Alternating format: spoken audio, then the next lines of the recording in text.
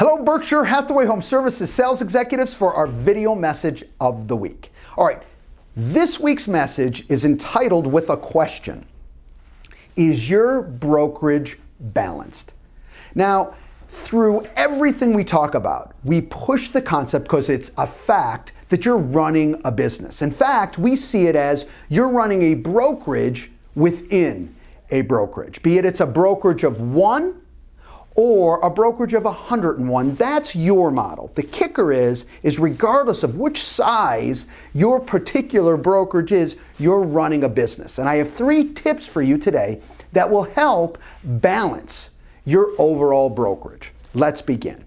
All right, the first challenge, I see this on a consistent basis, is any brokerage truly understanding what they're trying to accomplish. What is the outcomes that you're truly looking to accomplish? I have people tell me all the time, I want to build a team. I want to grow my average sales price. I want to hit X amount of units. And those are all phenomenal goals.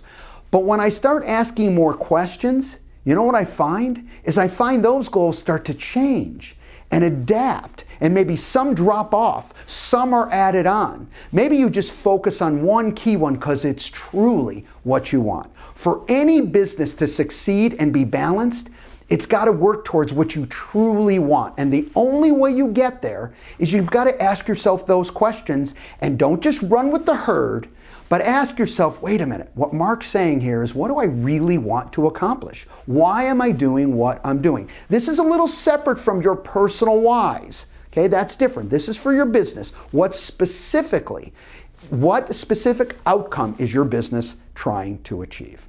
All right, next, we all talk about focusing on our strengths, and that's exactly what you should do. However, I want you to think about, how are you backfilling your weaknesses?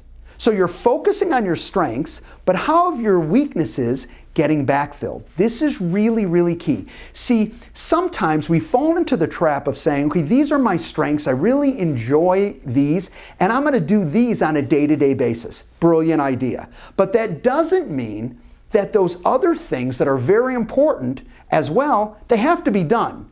I agree, they may not have to be done by you, but they still have to be accomplished. So 1, focus on your strengths, but don't ignore backfilling their weaknesses. And 3, and this supports this last one that we talked about, backfilling our weaknesses, is making sure that you hire people that are not like you. You know, it's funny, when we talk to people, who do we get along with best? Well, people like us.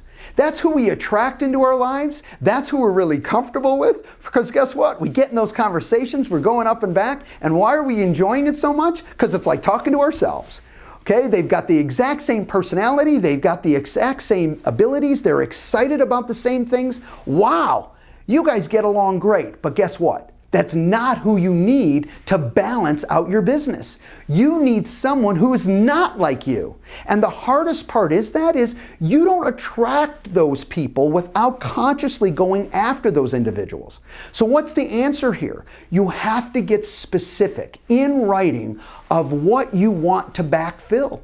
So when we talk about backfilling our weaknesses, you've got to get specific about it. What items are you trying to backfill? And then guess what? Then you've got to go in search of that individual who has those type of attributes. And guess what? It will be, if you're hitting the right person, someone exactly different than you. Oh, there may be some overlap at times, but the reality of it is they bring something to the table that you don't bring to the table, and that's okay. In fact, that's a good thing.